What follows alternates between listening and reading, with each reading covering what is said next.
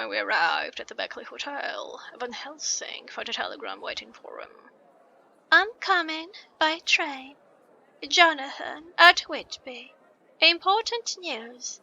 Mina Harker." The professor was delighted. "Ah, that wonderful Madame Mina," he said. "Pearl among women. She arrived, but I cannot stay. She must go to your house, friend John. You must meet her at the station. Telegraph her en route, so that she may be prepared." When the wire was dispatched, he had a cup of tea.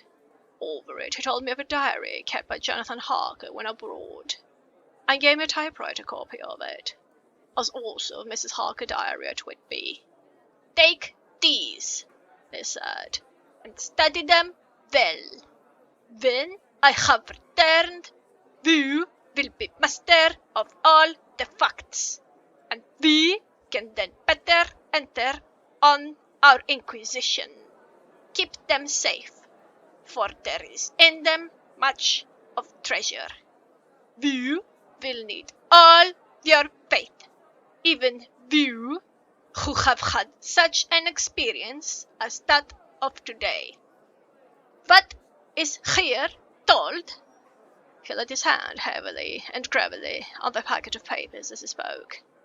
"May be the beginning of the end to you and me and many another, or it may sound the knell of the undead who walk the earth.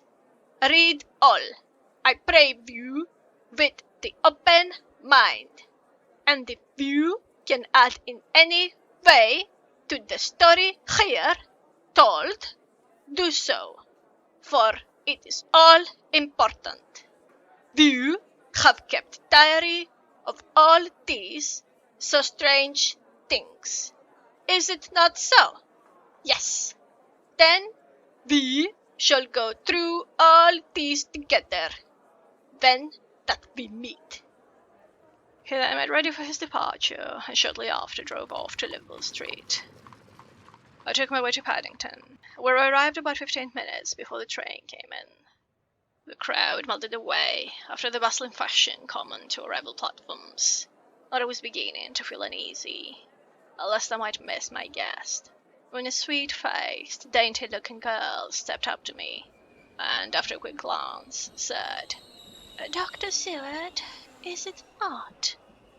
"And you are Mrs. Harker," I answered at once, whereupon she held out her hand. "I know you from the description of poor dear Lucy.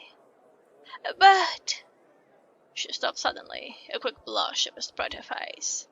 The blush that rose to my own cheeks somehow set us both at ease, for it was a tacit answer to her own.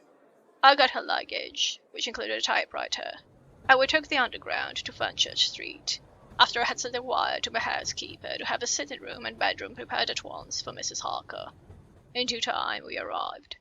She knew, of course, that the place was a lunatic asylum, but I could see that she was unable to repress a slight shudder when we entered. She told me that, if she might, she would come presently to my study, as she had much to say. So here I am, finishing my entry in my phonograph diary whilst I await her. As yet, I have not had the chance of looking at the papers which Van Helsing left with me, though they lie open before me. I must get her interested in something, so that I may have an opportunity of reading them. She does not know how precious time is, or what a task we have in hand. I must be careful not to frighten her. Here she is.